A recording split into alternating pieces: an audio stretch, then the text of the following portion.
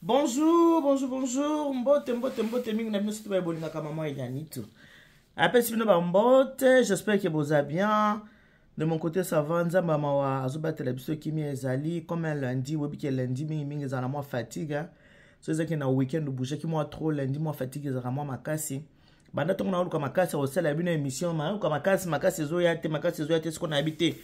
Na télé makaka, na sala effort, na sala bande konanga émission. Oh pourquoi? Parce que vidéo on va tiner nga wana bato belé bino boyebi ka biso ah tozana préparer nous pour le mariage. Le quoi vidéo etinda mina bato belé batindeli nga na habité. Na ya kaka na ya kosala bino. Moi commentaire par rapport à la vidéo oyo na uti ko zo bande konanga en tout cas. Kola kola mukeza habitude était ce que nous avons fait un peu ma bon moi comme sans me merci parce que mingi tolala kina ba basili kola mukate na tongo ya lelo ba musu bazana ba hôpitaux ba musu pe bazana ba prison ba kangami par défaut mais yo ozana liberté ce que nous avons fait un peu na bon moi yeba na comme sans nzambe ko sans nzambe merci li solo na okende ko betela bino lelo vidéo o batindelinga oyo yeza susu vidéo moko ya liwa liwa ewuti wapi ndeko mwasi ami pesi liwa ndeko mwasi ami pesi liwa ndeko mwasi ami bomi pona mobale ami bomi pona mobali ami bomi pona basemeki eloko etindi mwana mwasi ami boma pona mobali epuis pona basemeki nayoki mawa nayoki pasi kotala mwana mwasi a fleur d'âge tozana na kati ya pasi awa tozana na kati ya mawa na kati ya kolela jugement pour maman Blanche. Félicitations à Bandéon, surtout à Tambolaki hier dimanche pour na éclaircissement pour na koyeba liwa maman Blanche uta ki wapi parce que ya bela kité mutu soko a beli alika musuto mutu accident le quoi liwa na yeza un peu flou ya on a besoin éclairage koyeba kufa kindenge nini ezapeli ka momoko en tout cas bozomo na makambo eza mutu akufa mbula mobimbeleka mais tala tango bato ba ko telemela makileza ko sani eza ko ganga. Toza na passe ona nukutu maman Blanche atiki bana 4 akufi ndenge nini liwe wuti mais oyo ndeko ami bomi nzembo oyo nakoboma nzoto te o jeune fille nzembo atabule nakoboma nzoto te o nzoto nanga se moko yo mabala sango kufa mokili ezokende liboso ya problème ango nini likambo ango nini ezaki électrique yaki ya ndenge nini nango bandeko yo moko ozomona mikolo nso bato bazobunda na maman Blanche komo koki kokende komipesa liwa mama omibomi pona mwana mutu mosusu oyo yo 9 mois otiki na mokili pona ni abokolela yo bandeko tokota totala wana ki introduction po boyeba makamuni toke ndo sola totala video batindenga sumdo batindeli ngai totala video bongo tokota na développement est tellement grave. Elle s'est donné la mort en buvant de l'insecticide. Ce qui se maman pas bien dans ça na mokeza ko digao pas ce qui c'est là mwana. Il s'agit de Madame Sarah et ça se passe à Kinshasa. Depuis le début de leur mariage, elle ne fait que supporter la fidélité de son mari. Et la goutte d'eau qui a fait déborder la vase là, c'est qui l'a poussé à se faire tuer. C'est parce que son mari est allé présenter Chiza à ses belles-sœurs. Vous voyez les belles-sœurs là? Les belles-sœurs, vous êtes méchants même.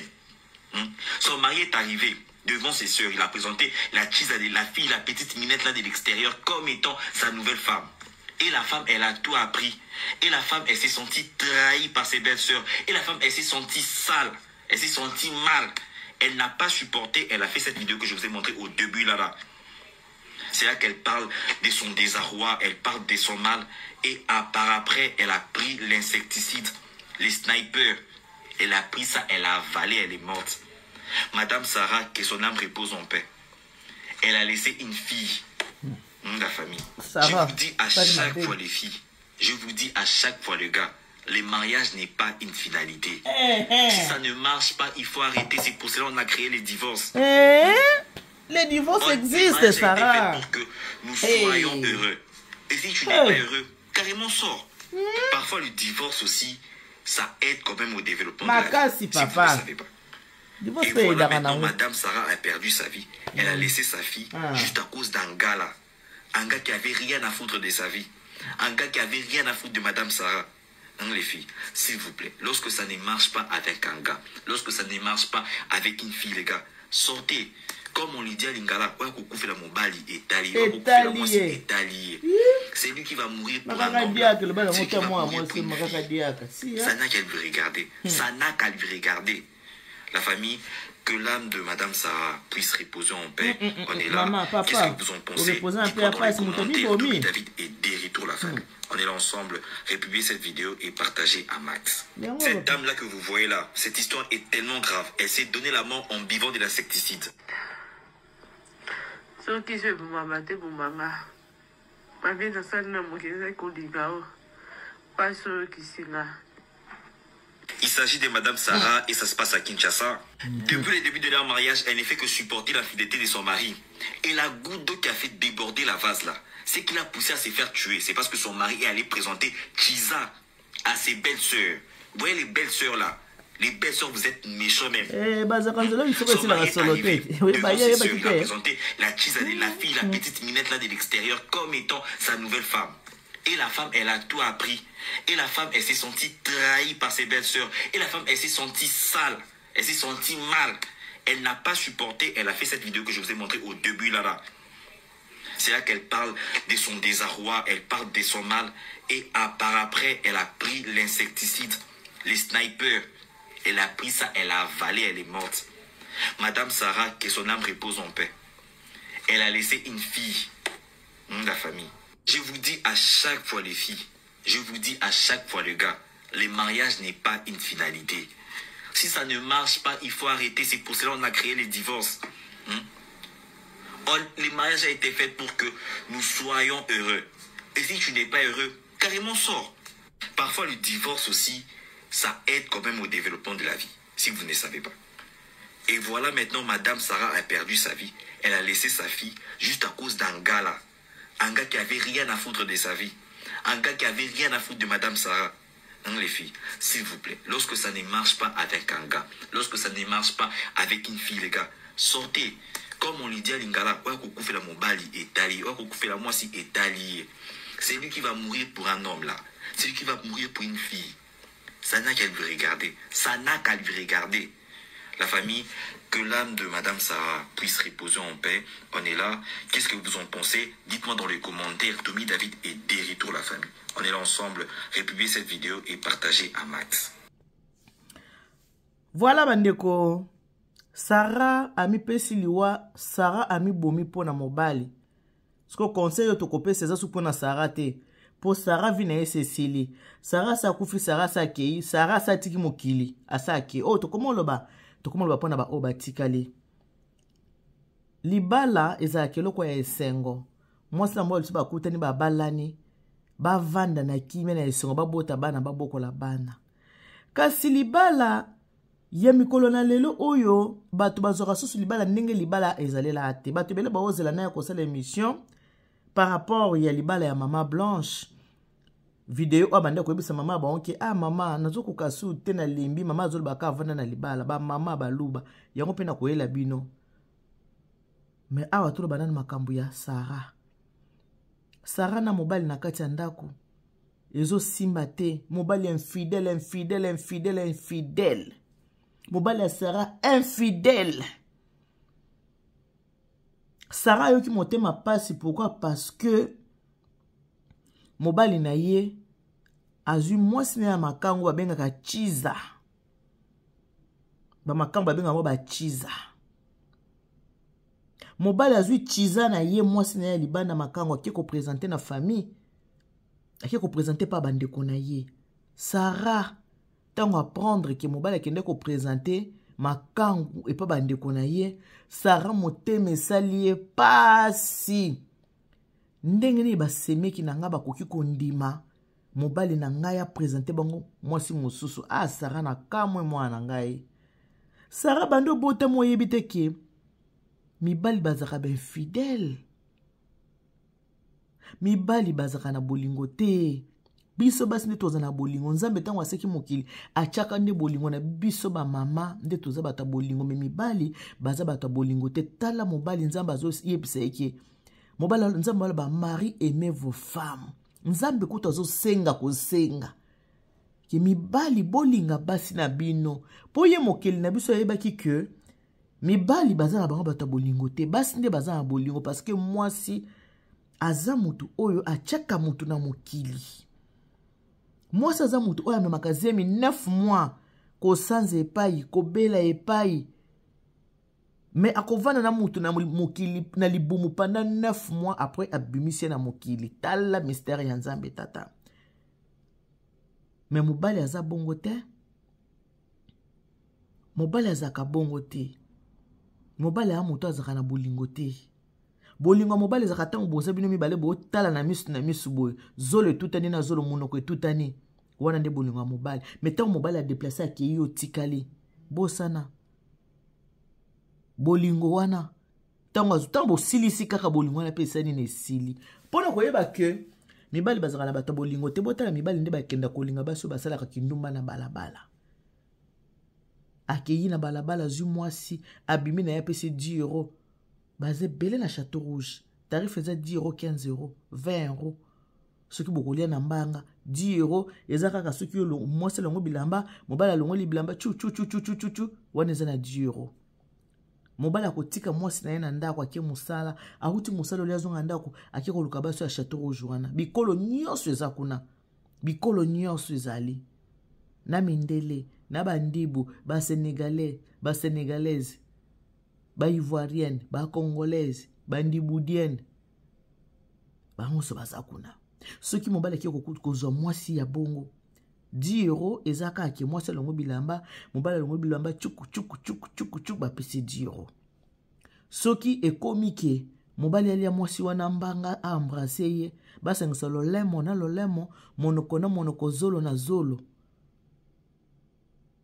bakomi yo balia mbanga avant baki na action wana ekomi na 15 euros soki makambo nyonso na ebele aone kala mibali ti soki tembe botuna mystère si atula koyebisa bino botuna si atula po ya yebi ndenge elekelaka soki ekomi ke mobali alia yo mbanga ekomi ke balia na mbanga yo mwasi okita na se ya bangala na ye kuna olia bangala na ye avant kota na makambo ekomi combien 20 euros tarif siko tela mobali aza na mwasi na ndako maki obimisa 20 euros na libanda po kende ogute mwasi mosusu mutu ndenge wana ozomone mutu tango tozobaki bamama mingi bavandaka na mabala mpona kobokola bana eza lokuta te bamama ebele bavanda na mabala mpo babokola kaka bana mpo ozomona soki nakei nde na kobokola bana na ngai yango afo pesa bamama respect mibali boni bomona bamiboma kaka mpona basi me tala mwasi motema ekoki te tala mwasi motema ekoki te amibomi mpona mobali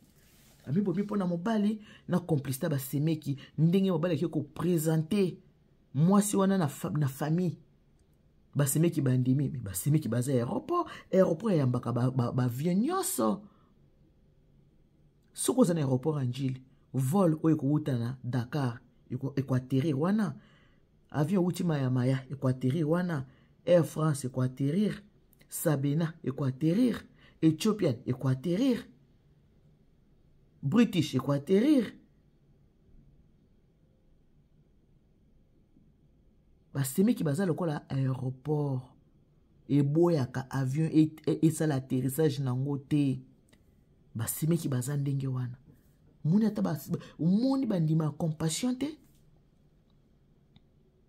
basemeki baza bongo depuis la nuit de temps ezalaka ndenge wana Sarah place abanda kovanda azaki na moto akosolola na ye te yaolika mosusu fo kosola Sarah otiki vi otiki mwana pona mobali ameli pe kisa mibomi deja avo miboma moto ozomona ki yo oza na bomoi azolinga basi mosusu ake kopresente bango na famille na ye ozwi penza bomoi na yo okati yango ka aboye oza na bomoi abangi yo te bonso okufi nde akobanga eloko te bandeko Sarah sakei ana komi kolobela bato baza na bomoi koboma bomoi na yo mpona mobali te mobali ya mwana motu mosusu koboma bomoi na yo te kokende kokota na sa mabele te mpona mwana motu mosusu non kufa soko obeli kufa na accident kufa na makambo mosusu kasi mpona mwana motu mosusu kokufa te Sarah akufi atiki mwana na ye mpona ni abokolela yo mwana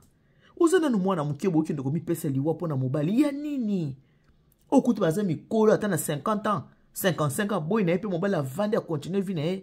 Libale comme mana omutu na lola te bandeko. Libale a plaisir ya sa mokili oyo. Apôtre Paul a vanda ka balaka na ete. Apôtre Paul a vanda ka zakane na mwasi te. Libale a bisengo ya mokili. E komema mutu na lola te. Okomi boma pona mwana mutu pona mobali. Pourquoi mi boma pona mobali? Oyo bozo landanga boza koyokanga. Komi pese liwa pona mobali te. Komi boma pona mobali te. Esimbi to tiki. Divorce na Biblia ezali. Bible biso batumbi bale batamboli. Nzela moko ke bayokani te. Bakabwana na bango. Pona nini le mot divorce existe? Bible eza koloba ke soki mobali alingi so mwasi na ete akomela e lettre ya divorce apesa na mwasi kende ko présenter yango na libota ke lettre oyo mobali akomi alingi susu mwasi te soki ile kwa bongo eza na kati ya Bible yo komi boma pona nini eloko ande wana eza na kati ya Bible okomi boma pourquoi komi pesa liwa divorce ezali. Ce n'est pas pour rien que le mot divorce existe. Le mariage existe, le divorce aussi existe. La séparation des corps également. Eh bandeko. Pona nini ba obo tikali komi boma te. Ceux qui balobi ami boma pona Yesu Masia o linga te hein. Mais pona mobali. Sarah saki bino ba ebo tikali bomeka ko sala erreur o Sarah salite. O koti si perte na famille, o tiki mwana na passe, mais mobali mukili yaka gauche droite Sarah o sali boye pona nini. Une jeune fille mo boye soki Sarah akufi pona mobali. Eh, jeune fille, okufi pona biso na 21e siècle. Na 21e siècle, osambwe mama. Osambwe. Oh, kufa pona mobali go. Tali na 21e siècle, osambwe. Eh, kindo kitoni. Normalement na vidéo mo boye traîner jeune fille mo boye soki Sarah akufi pona mobali. Eh, jeune fille, okufi pona biso na 21e siècle. Na 21e siècle, osambwe mama. Osambwe. Oh, kufa pona mobali go. Tali na 21e siècle, osambwe. Eh, kindo kitoni. Normalement na vidéo mo boye traîner jeune fille mo boye soki Sarah akufi pona mobali. Eh, jeune fille, okufi pona biso. Oyo mwa mobali mtawalo ba. Yoki ndo kufa pona mobali, pona mobali ya nini yango? Ya nini? Osambwe. Pona mobali. Oh, kufa pona mobali go. Etali. Tali. Kufa to bele pona mobali so kufi etali yo. Bandeko, nature komi kote ya biso. Oyo nanu bazu décision komi boma te. Bomi boma. O basi bazu décision komi boma. Bomi boma la bino te. Olongwe bache mususu. Okufi. Même pas une année. Bazu musu. Komi boma pona mwana ya mutu te. Nzambo aiza lela. Komi boma pona mwana mutu te. Komi boma pona mutu. Ah Sarah. Ba video oyo mona ki yango te Sarah. Makambo ozeleka mikolo nyoso sur la toile. Sarah yo tala kite. Yo mona kite ki maman Blanche tango sekina na bomo azeki déjà na mbanda. Sarah yo mona ki yango te vraiment. Que maman Blanche tango sekina bomo Aisha zalaka déjà zo gete yo mona ki yango te Sarah. Sarah mi bomi otiki mwana pona ni osali boye Sarah bolanda bandeko. Blanche c'est là. Ça bat de l'aile sur la toile depuis un moment. Oui. Le jour où ce pasteur s'est levé, il a dit qu'il va se marier. Beaucoup de gens se sont... Mais parce qu'on a jugé que c'était très tôt par rapport à l'image que ce couple nous présentait sur les réseaux. En tant qu'homme de Dieu, ils étaient d'abord tout beaux ensemble, très assortis. On n'avait pas cru que ça devait se passer comme ça. Voilà pourquoi beaucoup de personnes sont sorties. Pas parce que ce monsieur s'est marié, mais on a vu que c'était trop tôt. Et ça a laissé à désirer que, est-ce que ce monsieur, par hasard, ne connaissait pas cette dame qu'il a épousée du vivant de sa femme? Et voilà, bim, la série du film continue. Les audios sont sortis. Les erreurs des autres, parce que d'autres vont dire que ça vous concerne encore. Ça nous concerne. Parce que les erreurs des autres devraient nous interpeller. Exactement. Oui, nos parents, là, la majorité de nos parents, ont vécu, ont souffert du martyre. D'autres ont laissé leur peau comme cette dame. C'est-à-dire, elles ont souffert jusqu'à ce que la mort a eu raison sur eux. Au nom du mariage. Et il y a des femmes qui sont là sous prétexte que je ne peux pas laisser mes enfants. Mais vous oubliez que quand tu meurs, on ne t'appelle pas avec un enfant. Ah oui, le meilleur égoïsme demande de penser à soi. Vous allez voir cette dame, comme elle conduisait le ministère avec ce monsieur. Elle était là, peut-être en se disant que l'image de mon homme, si je le quitte, ça ne sera pas bon pour lui. Je supporte, j'ai espoir, j'ai foi en Dieu, que ça va aller. Ah, erreur. La preuve, à peine elle a tourné son dos, on l'a remplacé facilement. Et ces religieux-là, ils sont vicieux. Ils vont vous ramener des versets. On ne sait même pas qui a d'abord écrit ces versets qui viennent vous réciter nuit et jour. Pour vous convaincre qu'il est dans le droit chemin. Si ces audios n'étaient pas sortis, on devait lui accorder le bénéfice du doute. Voilà pourquoi on dit souvent qu'il n'y a pas de fumée sans feu. Oui, quand tu vois une fumée jaillir quelque part, c'est qu'il y a eu un feu. La question qui se pose toujours, que personne n'arrive à trouver de réponse, c'est que la femme n'était partie faire quoi en Turquie? Lui, ce pasteur vient affirmer dans cette vie que la dame là n'était pas allée faire le BBL. Et en vrai, même quand vous regardez cette femme, elle était très bien bâtie, très belle. Le BBL là, ça, il y a quelque chose qui se cache. Mais bon, bref, là, ça ne nous concerne pas. Ça le concerne lui et son vrai Dieu, ce qui s'est passé en réalité. Ce qui nous retient là, c'est les audios de cette maman qui est sortie. Ce qui nous appelle, nous les femmes, que arrêter le mariage, ce n'est pas la fin de la vie d'une femme. Il est beau de se marier, mais quand ça veut déjà prendre ta tête, apprenez à vous détacher, partez de là. Peu importe, beaucoup ont peur du regard extérieur. Qu'est-ce que les gens vont dire? Juste à ce qu'un jour, ça arrive comme ça arrive. Et beaucoup perdent leur vie comme ça. Tant que ce n'est pas sur les réseaux sociaux, vous n'allez pas. Beaucoup de familles ont perdu leurs enfants comme ça. Le mariage, quand il devient toxique, il est destructif.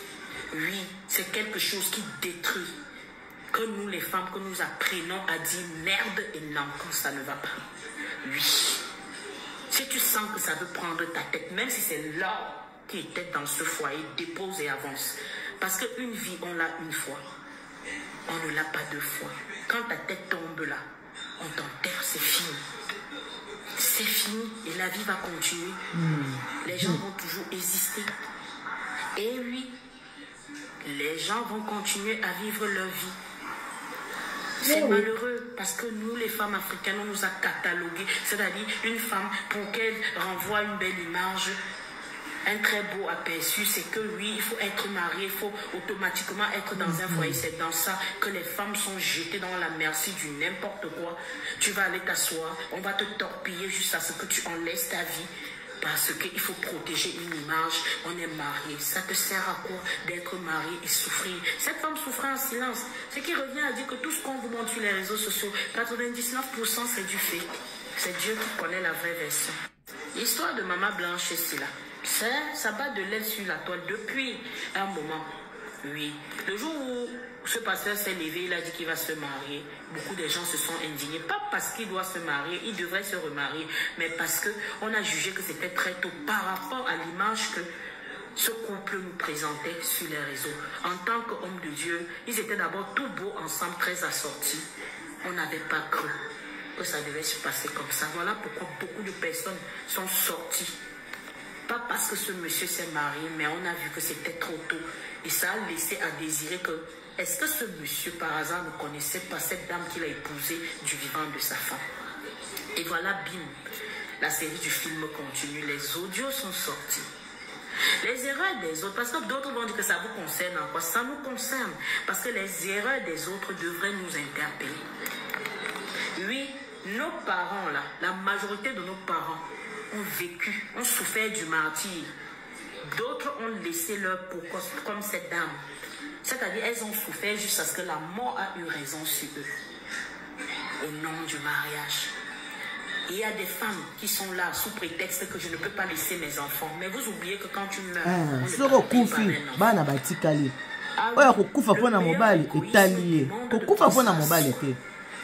bato bazobela bazona ba maladie incurable bato babela ba maladie to lingota makombotela kwa ba cancer azosinga nzambe funganga nzambe sunganga e nabika ale yo kama tipozo meli pona mobile je supporte j'ai voilà espoir j'ai Sarah foi en Dieu. bon to le bagage mo ni mo ne pe mana kimia ma après nzambe e mutayebi Bon. La preuve, à peine elle a tourné son dos, on l'a remplacé facilement. Facilement va remplacer hier. Infidélité de Mboka Ils vont Yamibali. vous ramener des versets. On ne sait même pas qui a d'abord écrit ces versets qui viennent vous réciter. La vitesse va remplacer yo. Hein? Pour vous convaincre qu'il est dans le droit. Toyebaki yango kena inane kaka bakoba ile mwasi mususu toyebaki tokanisa ka ba 5 ans wana baza ko vanda wana mbala ko akokanisa mobala bosa na ka bolingo noki mobala bosa na ka mosi ba mona na epasi noki mobala bosa na ka mosi nda bosa na ka te mosi nda zela kana reconnaissance mobala na mobala bosa na ka noki bandi konanga wa kufa pona mobala kali. Ok, bon, yamba mama sika. Ba ressentir ta absence na ote. Ta pige. Maman, c'est mi kazalo quoi ba fidèle à la compassion. Ko bomele ku nzoto te poso ok, bon, yamba mama sika. Ba ressentir ta absence na ote. Ta pige. Maman, c'est mi kazalo quoi ba fidèle à la compassion. Ko bomele ku nzoto te poso ok, bon, yamba mama sika. Ba ressentir ta absence na ote. Ta pige. Maman, c'est mi kazalo quoi ba fidèle à la compassion. Ko bomele ku nzoto te poso ok boyamba mama. Ba kena représenter pas c'est meki. Azoki mwasi wana ba présenter meki. Azola lisoko sila solote mama. C'est meki ba ki para c'est meki te. Parce que mon bali nda azoka ki représenter pas c'est meki. C'est meki andimaka. C'est meki azalo kola aéroport. Ce qui inde kona yera mwasi akoyamba. Koyoka ka société pour semeki ya linga ite o sisi pona semeki ya yamba et c'est que mobile na yo moko olongwa bilamba ke ndola na mwasi bongo semeki etali na nini etali semeki na nini c'est que mobile muto olongwa bilamba pour ke ndola na mwasi muto za ko tromper yo et bongo passe ni semeki koyoka pour mobile yo ko le passe te pour tromper yo semeki nda koyoka lo passe to koyoka lo mawa maman semeki azalo quoi ba fidèle à la compassion babo c'est déjà maman Blanche ba comme na Aïcha ba ressentir ta absence na ote ouais. J'ai pigé. Infidélité ya mobali na ye. Kombo na ye Sarah. Sarah a bali trop jeune. Nalibala na ye aboti mwana moko ya mwasi. Ndenge kaka mibali bazalaka soki abali mwasi alembi na ye kolia eloko moko il faut changer goût. Mobali na ye azwela ye mbanda. Mwasi anda kuna assurance ayebi kaka relation wane ko umela te bakokabwana na bango. Asiko kamwa relation ya mobali na mwasi ya libanda ekobi. Mobali azwi décision ya kokende kobala mwasi ya libanda. Sarah yebaki mwasi ya libanda. Mwasi ya libanda pa yebaki Sarah. Sarah koma ko souffrir na kati ya motema. Lokola lingaki mobali na ye, abandaki kolinga ko perdre mobali na ye te. Sarah koma ki ko mela souffrance. Ko mela souffrance eleki, Sarah koki lisusu te, Sarah azwi décision ya komela kisi ya bangungi. Soki pa mimona ki ngungi to pe pese, asali video ave ya komela lobi. Soki je mama te mama. Sarah.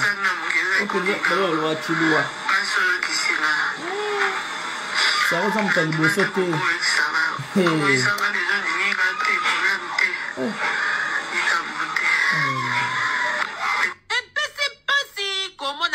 Kufela biso na ekulusu kasi pona Sarah akufi pona kolikwa mobali na ye kitoko te komemisa mwana mobali ya batungambu azalaki trop jeune pona korefaire vie na ye ata na moto mosusu yango mama TikTok facile apesi conseil epai ya basi ya mabala na epai ya basi oyo bazolinga babala yeba mutu nini oyo ozolinga obala soki deja mobali azoniokolo na kifiançai me yo lingaka ye mingi ebaki ntango akobala yo bino bato boza deja na kati ya ndako ya mabala soki omoni ki ezosimba te bima na yo mpota mosusu ezalaki kaka nzela mezali libala na yo te libala eza obligation te libala eza boloko te esimbi te kotala maloba ya bato te oyo bakoloba oyo bakokanisa ala makambo ekomeli Sarah ekomela bino te apesi conseil epai ya mobali justice dédié yana soki omoni ke bolingo esili nango mpona mwasi oyo bala na mbongo kabwana na ye na kimia nyonso journal ezalaki présente epai ya Patimas Masolo